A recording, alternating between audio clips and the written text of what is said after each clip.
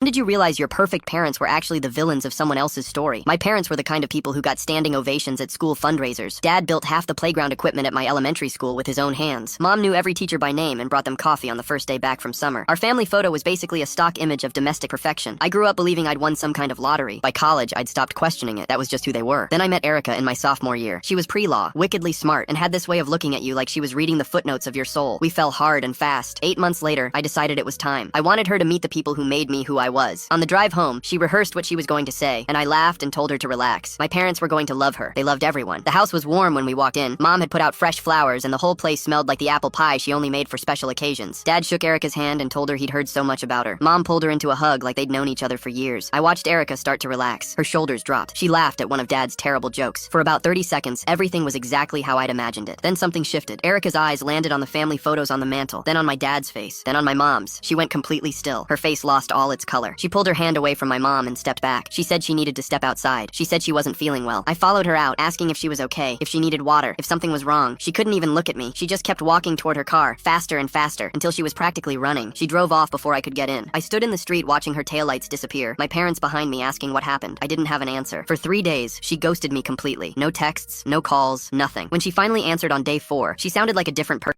Click the link in my profile to watch the exciting follow-up.